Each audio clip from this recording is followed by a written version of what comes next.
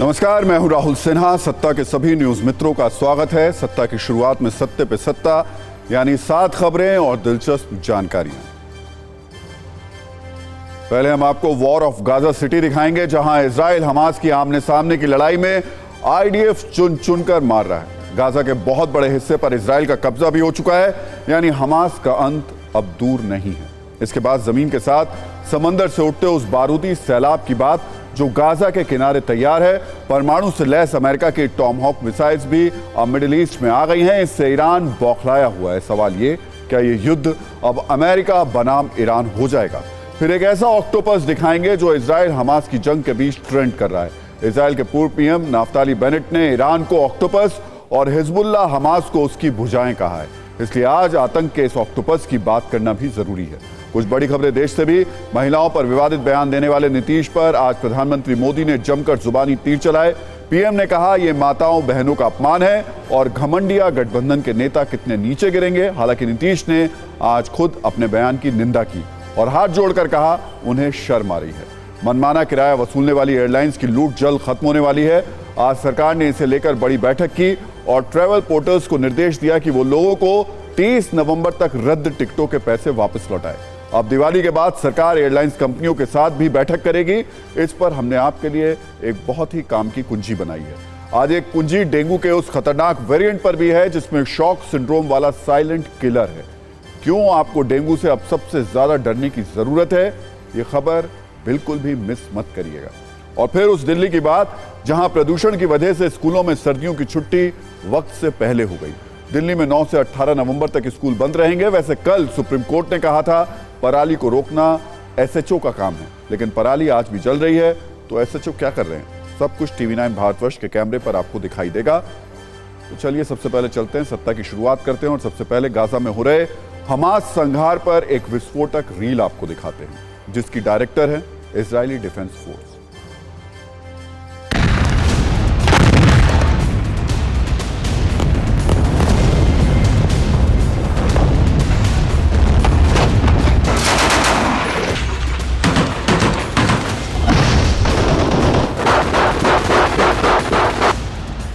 Gaza के केंद्र में आईडीएफ का इंतकाम, इजराइल का बारूदी कोहराम।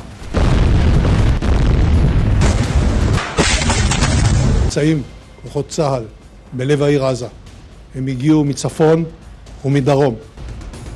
इजरायली सेना ने हमास को घेरा, टैंक तोप से बरस रहे हैं गोले।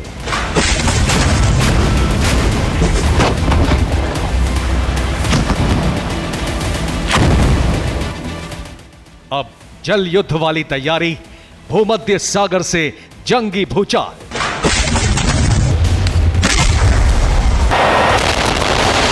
פוגעות בליבת יכולות חמאס. חיסלנו עשרות מפקדים. חשפנו מנהרות רבות. सुरंग में इजराइल वर्सेस हमास, गाजा में महाविनाश।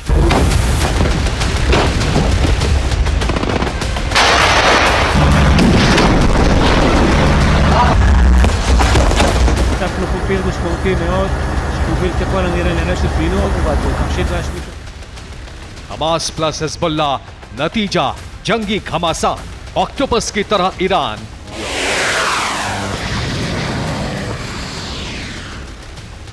वॉर जोन की सारी सटीक जानकारी सिर्फ टीवी9 एक्सक्लूसिव।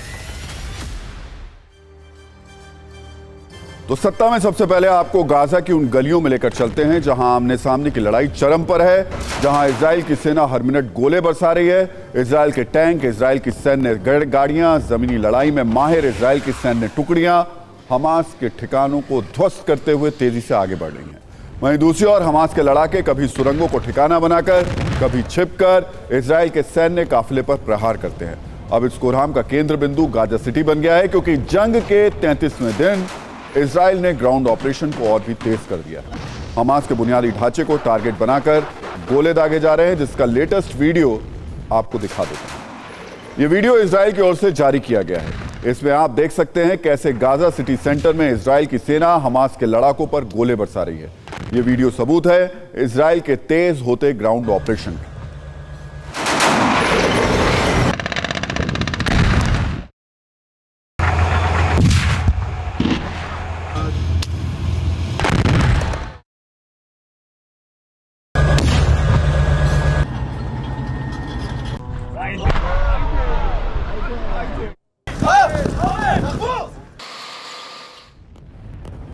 और कहानी सिर्फ इतनी नहीं है, इजराइल की वायुसेना ने एक साथ गाजा के कई हिस्सों को बम से बर्बाद कर दिया।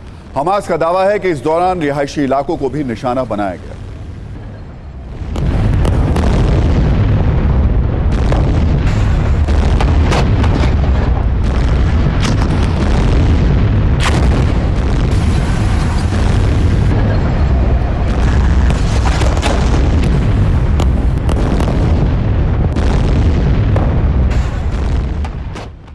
खबर यह भी आ रही है कि इजराइल के आसमानी आक्रमण में हमास का कमांडर हसन अबू जिना भी मारा गया। हसन अबू जिना हमास का हथियार कमांडर था। यह इजराइल के लिए बड़ी कामयाबी मानी जा रही है। वहीं खबर यह भी है कि हमास के टॉप लीडर याह्या सिनवार को इजरायली फोर्स ने सुरंग में ही घेर लिया है। यह दावा इजराइल के रक्षा मंत्री की ओर से किया गया है। दावा है किसी भी वक्त सिनवार का खात्मा हो सकता है। इसे 7 अक्टूबर के हुए हमले का मास्टरमाइंड भी माना जा रहा है। कुछ इसी अंदाज में इजराइल की सेना गाजा के अंदर बारूदी गदर ला रही है। बताया जा रहा है कि आईडीएफ गाजा के मुख्य शहर में दाखिल हो चुकी है। गाजा के बड़े हिस्से पर अब इजरायली सेना का कब्जा है। गाजा में एक घर की तलाशी ली जा रही है, एक एक घर की संदिग्धों की धरपकड़ की जा रही है। वहीं दूसरी ओर सुरंग के अंदर भी कार्रवाई हो रही है। सुरंग सिटी का पता लगाया जा रहा है। बड़ी संख्या में सुरंगों का पता लगाकर उनको तबाह किया जा रहा है। सुरंगों में छिपे हमास लड़ाकों को वहीं पर मार गिराया जा रहा है। वॉर जोन में मौजूद टीवी9 भारतवर्ष के संवाददाता विपिन चौबे से जानिए किस तरह गाजा में ग्राउंड ऑपरेशन अब आखिरी मोड़ पर आ चुका है और हमास कैसे धीरे धीरे ही सही खात्मे की ओर बढ़ता दिखाई दे रहा है। गाजा पट्टी से जो जंग शुरू हुई थी वो अब गाजा सिटी तक सीमित हो गई है और 1 महीने बाद जंग के ये युद्ध और भी भीषण होती हुई नजर आ रही है। इस वक्त हम इजराइल के अंदर मौजूद हैं, लेकिन गाजा की धरती पर इस वक्त भीषण जंग चल रही है। अगर इस जंग की बात करें तो सीधे आपको बता दें कि हालात बहुत ज्यादा खराब हो रहे हैं।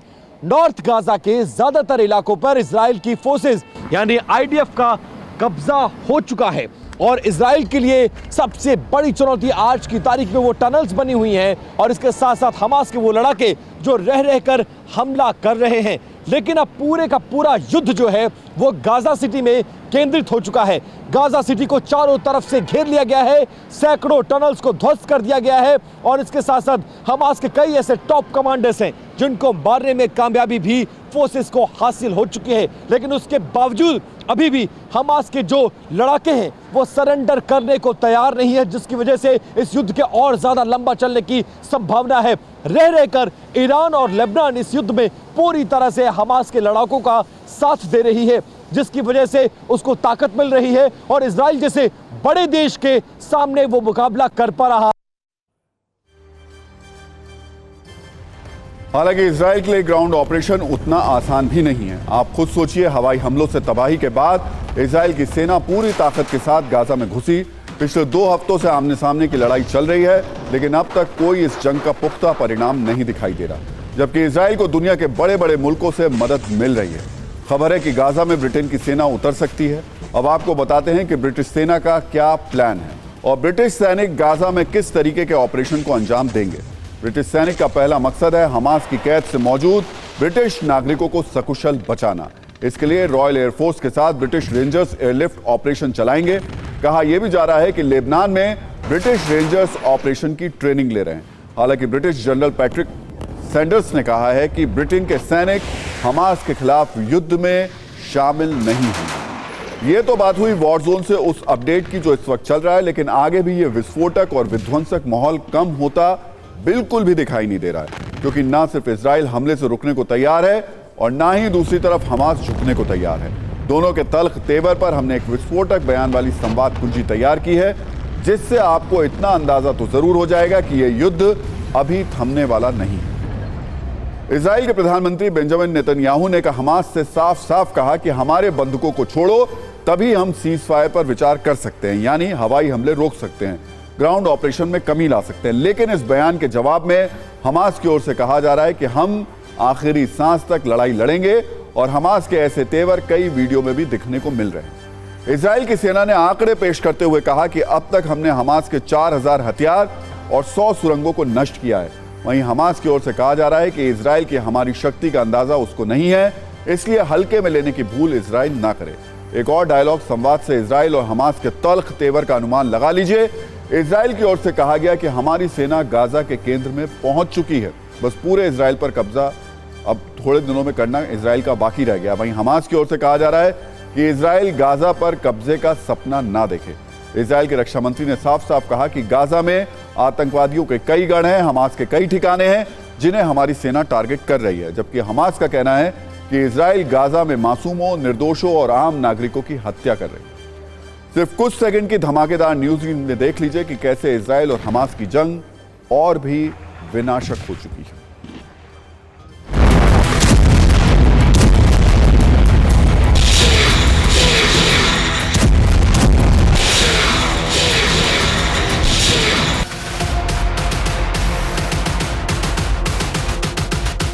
אני מדגיש, אין כניסת דלק, אין כניסת פועלים, ולא תהיה הפסקת אש ללא שחרור חטופינו.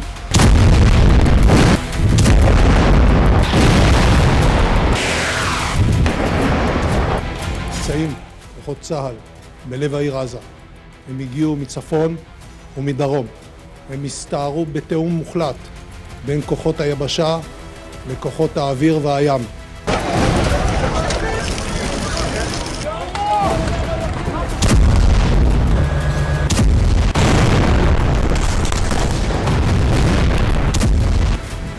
تقريبا اول الحرب نزحنا عن نطبخ. يعني حياتنا صعبه حياتنا كثير.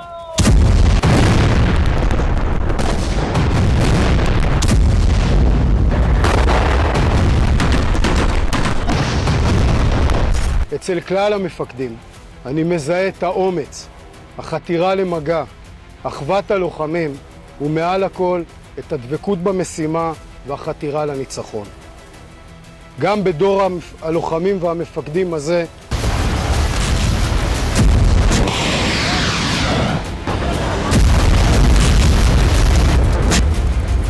ילדים ובנייני מגורים מעידים על השימוש הציני שחמאס עושה באוכלוסייה שלו כמגן אנושי. ישנם הישגים, אך המלחמה עוד ארוכה, יש דרך ארוכה לפנינו.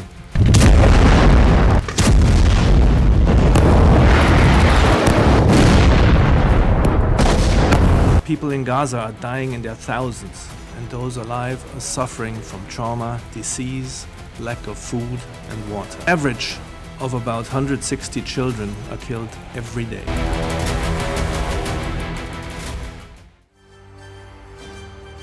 तो इजराइल और हमास के बीच एक और युद्ध चल रहा है और उसका बैटल ग्राउंड है समंदर। जब से इजराइल और हमास का युद्ध शुरू हुआ है तब से पानी में इजराइल, अमेरिका, ईरान, रूस, चीन सारे देश अपना पराक्रम दिखा रहे हैं और अपनी ताकत की आजमाइश भी कर रहे हैं। इजराइल और अमेरिका भी हमास को मिटाने के लिए जल युद्ध की बड़ी तैयारी कर रहा है। इजराइल की नौसेना गाजा में ग्राउंड पर मौजूद इजराइल की थल सेना से लगातार संपर्क में है, उसकी पूरी तरीके से मदद कर रही है। इतना ही नहीं, पिछले महीने इजराइल की नेवी ने गाजा के भीतर हमास के कई ठिकानों को नष्ट कर दिया था। सिर्फ इतना ही नहीं, ईरान समर्थित मिसाइलों और ड्रोन के इस्तेमाल के बाद इजराइल ने लाल सागर में अपनी शक्ति और तैनाती दोनों को और ज्यादा मजबूत कर दिया है। कई पनडुब्बियां तैनात कर दी गई हैं, कई मिसाइलों को एक्शन मोड में रखा गया है। इसी तरह भूमध्य सागर में भी बड़ी तैयारी चल रही है। अमेरिका के साथ मिलकर इजराइल ने भूमध्य सागर में पानी से तबाही लाने वाले हथियारों को तैनात कर दिया है।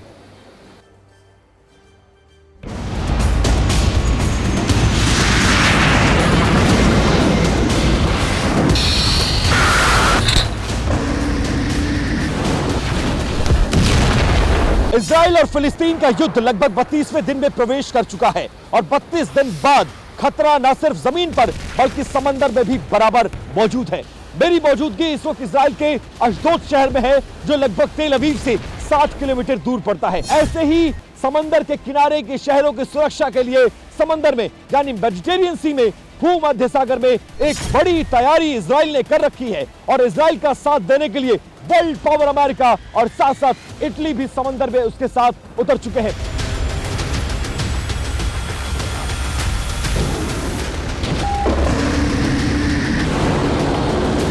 जो जहाज आपको नजर आ रहे हैं ये इस वक्त निगरानी के लिए बाकी कॉमर्शियल जितने जहाज हैं उनको हटा दिया गया है। सिर्फ जंगी जहाजों को समंदर में रहने के आदेश हैं जो निगरानी का काम कर रहे हैं। इसमें आईडीएफ के साथ साथ पूरे नेवी जो है इस पूरे वॉर में असिस्टेंस दे रही है कि खतरा अगर बढ़ा, जंग का दायरा बड़ा हुआ, तमाम देश अगर इस युद्ध में हमास और गाजा का साथ देने के लिए, फिलिस्तीन का साथ देने के लिए आए, तो फिर जंग का दायरा बड़ा होगा तो लोगों की जरूरत होगी और खतरा ना सिर्फ जमीन पर बल्कि समंदर पर और समंदर के किनारे शहरों पर भी बढ़ जाएगा।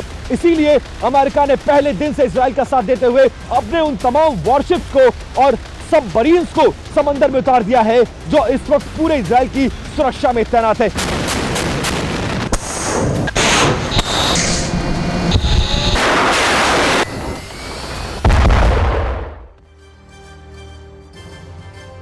हाल ही में वॉर जोन से एक वीडियो सामने आया था जिसमें गाजा के अंदर इजराइल के टैंक ध्वस्त होते हुए दिखाई दे रहे हैं। हमास की ओर से दावा किया गया था कि उसकी अल-कासम ब्रिगेड ने इजराइल के 9 टैंकों को तबाह कर दिया है। इस वीडियो के बाद अब खबर आ रही है कि इजराइल की सेना के पास तोप के गोले खत्म हो रहे हैं। अमेरिका से मिल रही मदद भी नाकाफी साबित हो रही है। ऐसे में सवाल ये कि क्या जमीनी युद्ध में हमास के जबरदस्त जवाब ने इजराइल को हिलाकर रख दिया है? इजराइल के जंगी जखीरे को खाली कर दिया गया।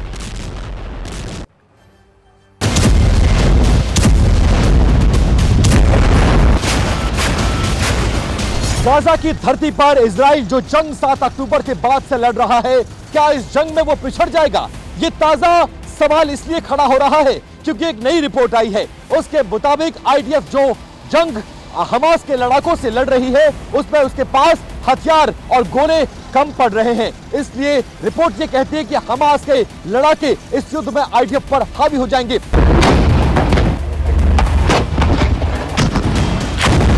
जितनी आर्टिलरी सोची गई होगी, मुझे लगता है उससे कम से कम 10 गुना ज़्यादा उन्होंने फायर करी होगी। 25,000 टन उन्होंने अब तक TNT गाजा पट्टी पर डाल चुके हैं, जो कि अपने आप में एक एबनॉर्मल अमाउंट है। तो आप सोच सकते हैं किस तरीके से एमिनेशन का एक्सपेंडिचर हो रहा है।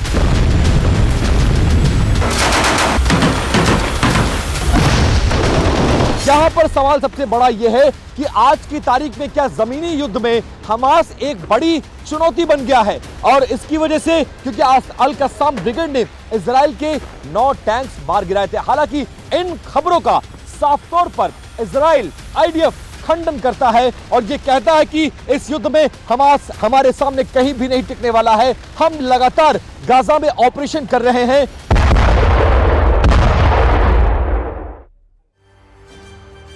और सीधे आपको गाजा बॉर्डर लेकर चलते हैं जहां मेरे सहयोगी विपिन 24 वक्त मौजूद हैं। विपिन, अभी के जो हालात देख रहे हैं, उसके बाद आपको लग रहा है कि गाजा सिटी में जो वॉर चल रही है उसमें वक्त लगेगा या फिर इजराइल लगभग जो अपना काम था वो पूरा कर चुका है? नहीं राहुल जी, बहुत जिम्मेदारी के साथ अगर कहा जाए तो वक्त लगेगा, क्योंकि अभी भी आप समझिए हजारों की तादाद में हमास के लड़ाके ऐसे हैं जो सुरंगों को अपनी पनाहगाह बनाए हुए हैं। और ये सामान्य सुरंगें नहीं है जो मैं आपको तेल अवीव से दिखा रहा था। ये वो सुरंगें हैं जिनमें टैंक्स तक अंदर जा सकती हैं, जिसमें बड़ी तादाद में गोला बारूद हथियार और ऐसे ऐसे इक्विपमेंट्स हैं जिसको सोचा भी नहीं होगा। और तो और इस युद्ध में लेबनान और ईरान बैक से सपोर्ट कर रहा है। तो जो सोचकर इजरायली सेना आगे बढ़ी थी, बात उतनी सी नहीं है। बात अभी बहुत आगे तक है। जीत तय है क्योंकि दोनों में डिफरेंस बहुत है, लेकिन जीत में अभी वक्त लगेगा। ये कहा जा सकता है ये 1 हफ्ता भी हो सकता है और 1 महीना भी हो सकता है। जी बहुत बहुत शुक्रिया विपिन, ये पूरी जानकारी देने के लिए। और अब बात करते हैं टोमाहॉक मिसाइल की, जिसकी चर्चा पिछले 24 घंटे से तेज हो गई है, जिसका नाम सुनते ही ईरान से लेकर हमास, हिजबुल्लाह जैसे देश और संगठन दहशत में है। दरअसल अमेरिका ने इजराइल हमास युद्ध के बीच इसे मिडिल ईस्ट में तैनात कर दिया। ये इतनी घातक है कि ईरान जैसे देश को उसके नक्शे से मिटा सकती है। यूएस सेंट्रल कमांड ने सुएज नहर से गुजरते हुए इस परमाणु पनडुब्बी की एक तस्वीर भी जारी की है। इस पनडुब्बी में टोमाहॉक मिसाइल को तैनात किया गया है। टोमाहॉक मिसाइल से लैस ये परमाणु पनडुब्बी मध्य पूर्व में अमेरिकी सैन्य ताकत में महत्वपूर्ण इजाफा करेगी और दुश्मनों को अमेरिकी सेना पर हमले से रोकने के काम आएगी। और अब आपको बताते हैं अमेरिकी पनडुब्बी यूएसएस फ्लोरिडा में लगी टोमाहॉक मिसाइल कितनी खतरनाक है। अगर इसकी खतरनाक जो स्थिति है उसको हम ओवरऑल आपको बताने की कोशिश करें तो इसकी जो ये 1600 किलो की है लगभग, इसका जो वजन है, लंबाई इसकी 18 फीट है, विंग स्पैन 8 फीट का है, ऑपरेशनल रेंज इसकी 2500 किलोमीटर की है और रफ्तार लगभग 914 किलोमीटर प्रति घंटा। अगर इसके इस्तेमाल की हम बात करें तो खाड़ी युद्ध में, इराक और यूगोस्लाविया में, अफगानिस्तान जंग में, यमन और लीबिया युद्ध में ये अपनी ताकत दिखा चुकी है। कितनी विनाशक है ये बता चुकी है। अमेरिका के एक्शन से सबसे ज्यादा टेंशन ईरान को हो रही है। आज आपको ईरान की मिसाइल शक्ति भी जाननी चाहिए। ईरान ने भी अमेरिका को टक्कर देने के लिए कैसे अपनी मिसाइल पावर बढ़ाई है, इस पर भी हम नजर डाल लेते हैं। ईरान के पास फतेह 313 मिसाइल है। ये फतेह 110 सीरीज की उन्नत वेरिएंट है। 500 किलोमीटर की रेंज तक इसकी मारक क्षमता है। इसके अलावा क्विम 1 मिसाइल ईरान के पास है। ये कम दूरी की बैलिस्टिक मिसाइल है। ईरान में इसे विकसित किया गया है। मिसाइल शहाब 2 SRBM का स्वदेशी वेरिएंट है। इसकी रेंज 700 से 800 किलोमीटर तक की है। सोमर क्रूज ईरानी जमीन से लॉन्च की जाने वाली क्रूज मिसाइल है। मैशकट मिसाइल का अपग्रेडेड वेरिएंट है। इसे परमाणु सक्षम रूसी KH-55 मिसाइल की तर्ज पर बनाया गया है। ईरान ने सेजिल मिसाइल भी तैयार की है। इसकी रेंज 2000 किलोमीटर तक की है। रात क्रूज मिसाइल ईरानी एंटीशिप क्रूज मिसाइल है। इसकी अनुमानित रेंज 350 किलोमीटर है। और सत्ता में अब बात उस डेंगू की जो हर दिन के साथ डरावना और खतरनाक होता जा रहा है और तेजी से लोगों की जिंदगी छीन रहा है। इसलिए अब इस डेंगू से डरना बहुत जरूरी है। आज डेंगू से जुड़ी 2 बहुत जरूरी खबरें आई हैं, जिस पर हमने आप सभी न्यूज मित्रों के लिए सत्ता की 2 विशेष कुंजी तैयार की है। पहली कुंजी डेंगू के नए वेरिएंट के उस शॉक सिंड्रोम पर आधारित है जो 5 साल बाद फिर लौट कर आया है और ज्यादा से ज्यादा लोगों की मौत का सबब बन रहा है। जबकि दूसरी कुंजी उस स्ट्रोक पर है जो डेंगू की वजह से आ रहा है।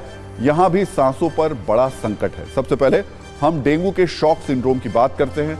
हमारे देश के डॉक्टर्स और हेल्थ एक्सपर्ट्स ने एक बहुत गंभीर चेतावनी जारी की है जो डेंगू के नए वेरिएंट को लेकर के है। दावा है कि डेंगू से होने वाला शॉक सिंड्रोम अब मरीजों के लिए साइलेंट किलर का काम कर रहा है। इस महीने यानी नवंबर में डेंगू के शॉक सिंड्रोम वाले मरीजों की संख्या में बहुत तेजी से इजाफा हुआ है। डॉक्टर्स के मुताबिक शॉक सिंड्रोम डेंगू की तीसरी और सबसे गंभीर स्टेज होती है और अगर इसकी चपेट में आने के बाद कोई मरीज वक्त पर अस्पताल नहीं पहुंच पाता तो उसके बचने की गुंजाइश बेहद कम होती है। शॉक सिंड्रोम ऐसी स्थिति है जिसमें प्लाज्मा लीकेज और खतरनाक ब्लीडिंग होती है। थोड़े वक्त के बाद डेंगू का मरीज इस स्टेज में वेंटिलेटर पर चला जाता है और फिर कई बार दिल का दौरा पड़ने की वजह से तत्काल प्रभाव से उसकी मौत भी हो जाती है। लेकिन हमारे बहुत से न्यूज मित्रों के मन में एक सवाल यह भी होगा कि आखिर ये शॉक सिंड्रोम है क्या, तो इसे भी समझ लीजिए। दरअसल डेंगू की 3 स्टेज होती हैं। पहली स्टेज में मरीज को तेज बुखार होता है। इसके अलावा भी कुछ और शारीरिक समस्याएं उत्पन्न होने लगती हैं। डेंगू की दूसरी स्टेज में हेमरेजिक फीवर होता है जो पहली स्टेज से ज्यादा खतरनाक होता है। इसमें ब्लड सेल्स और प्लेटलेट्स का स्तर बहुत तेजी से नीचे गिरने लगता है। लेकिन शॉक सिंड्रोम डेंगू का सबसे गंभीर रूप है जिसके शुरुआती लक्षण है कंपकपी और पसीने के साथ तेज बुखार आना। इसके बाद धीरे धीरे पूरे शरीर पर लाल चकत्ते पड़ने शुरू हो जाते हैं। उसमें खुजली होने लगती है, फिर नब्ज तेजी से नीचे गिरने लगती है और धीरे धीरे नर्वस सिस्टम फेल होने शुरू हो जाता है।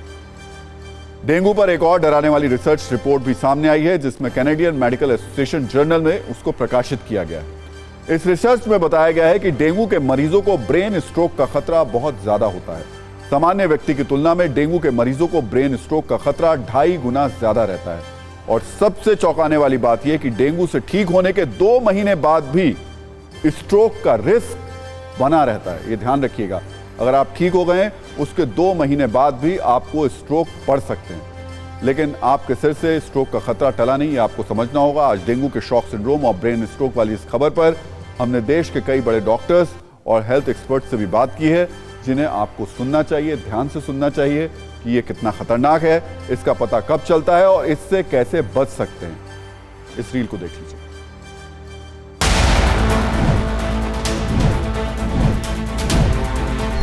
सर एक बात बताएं कि किस तरीके से शॉक सिंड्रोम को देखा जाए, क्योंकि डेंगू के कई सारे रूप होते हैं। कुछ जो है डेंगू सीवियर डेंगू कहते हैं जिसको डेंगू हेमरेजिक फीवर या डेंगू शॉक सिंड्रोम कहते हैं। उसमें क्या होता है, यूजुअली ये होता है जब हमारी रिकवरी हो जाती है, फीवर आना बंद हो गया, लोग सोचते हैं कि अब तो हम ठीक हो गए। यूजुअली 5 से 7 दिन बाद, आज से फीवर शुरू हुआ है उसके 5 से 7 दिन बाद फीवर ख़त्म हो गया। बट जब फीवर ख़त्म होता है असली प्लेटलेट भी उसी समय कम होता है, तो शरीर में कहीं भी हेमरेज हो सकता है उसमें।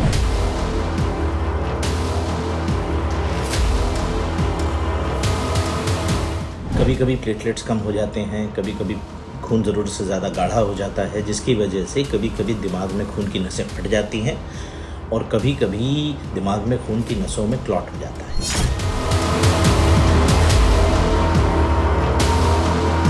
बेसिकली क्या है कि मतलब अवेयरनेस, जैसे मैंने बताया पेशेंट को जो रेड फ्लैग्स हैं उसका ध्यान रखना है कि अगर फीवर बहुत ज़्यादा बढ़ रहा है, 103, 104, बुखार टूट ही नहीं रहा, तो उसको हॉस्पिटल जाना है। अगर पेशेंट का बीपी फॉल कर रहा है उसको हॉस्पिटल जाना है। पेशेंट है, ब्लीडिंग स्टार्ट हो गई, रैशेस शुरू हो गए, तुरंत हॉस्पिटल जाना है। पेशेंट को सांस फूलने लगी, पेट में दर्द कस के शुरू हो गया, तुरंत हॉस्पिटल लेके जाना है।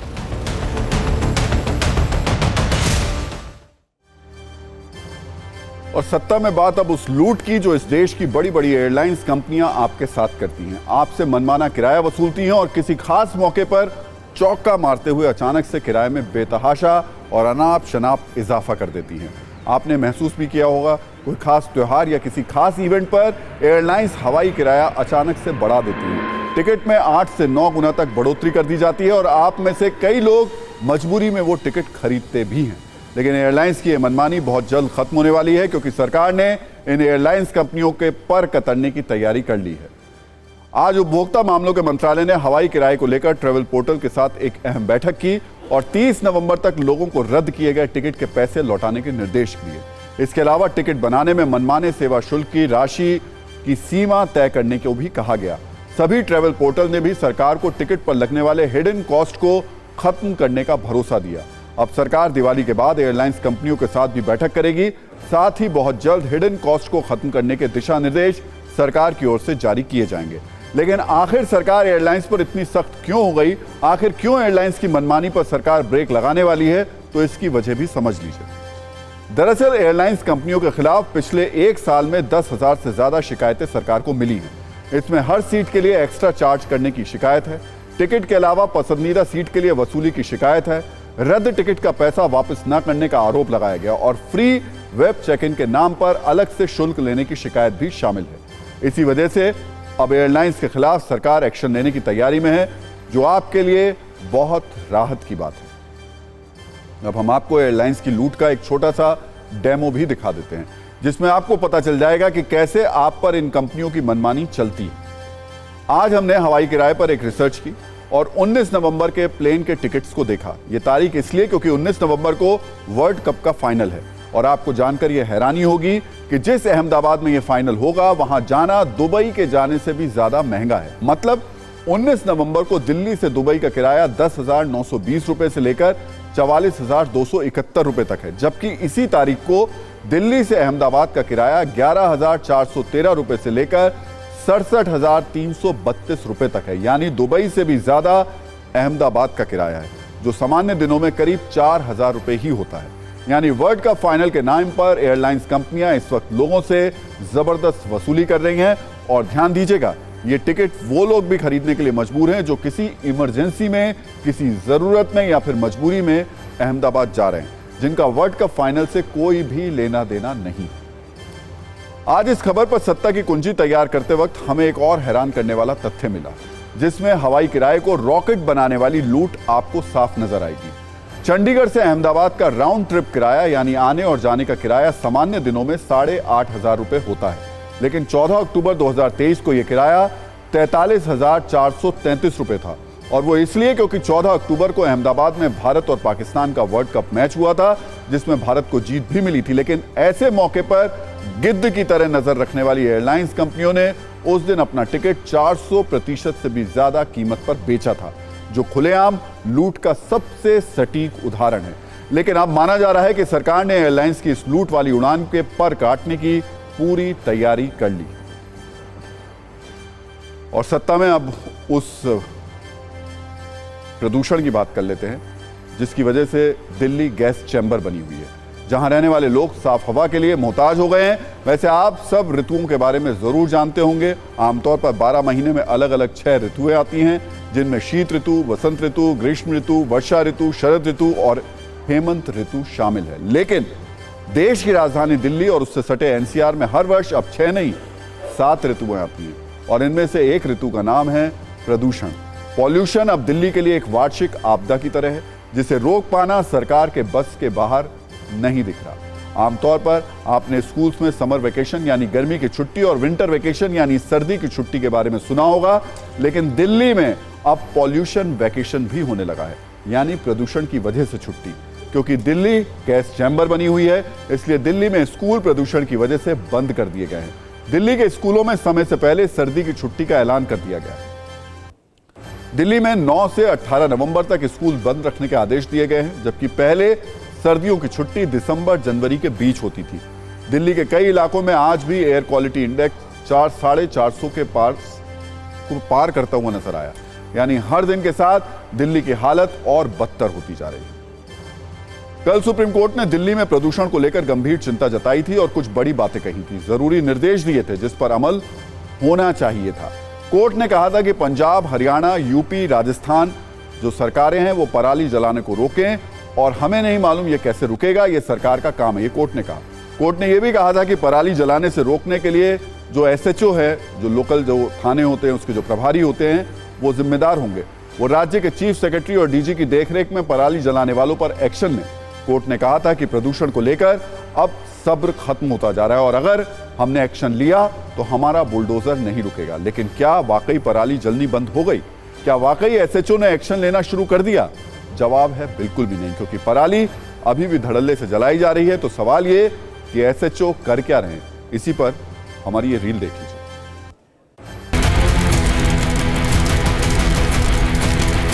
पंजाब में पराली जलाने के आंकड़े जो भी हों, लेकिन हकीकत ये भी है कि कई ऐसे मामले हैं जो कि रिकॉर्ड ही नहीं हो पा रहे।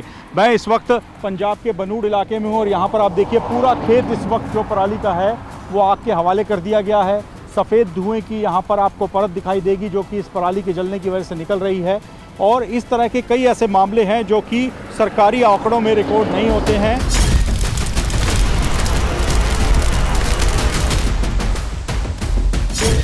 हमारी तरफ से जो है पेट्रोलिंग पार्टियां चल रही हैं लगातार। कोई हमारे नोटिस में आता है, हमने जो गांव की पंचायत के सरपंच हैं उनको भी बताया है, उनको भी हमने हमारे साथ जोड़ा है। अगर कोई ऐसी इंटीमेशन हमारे पास है उनके खिलाफ एक्शन लेंगे। हम इस वक्त आपको पंजाब के राजपुरा का एक खेत यहाँ पर दिखा रहे हैं जिसमें अभी थोड़ी देर पहले ही आग लगाई गई है और देखिए किस कदर खतरनाक यहाँ पर सफ़ेद धुआं निकल रहा है। पूरा ही खेत तो देखिए सत्ता में आज का टाइम खत्म हो गया, लेकिन अपने सभी न्यूज़ मित्रों से हमारी न्यूज़ रिक्वेस्ट है कि वो सत्ता की न्यूज़ रील्स को ज़्यादा से ज़्यादा शेयर करें और अपने सुझाव हमें व्हाट्सएप ज़रूर करें।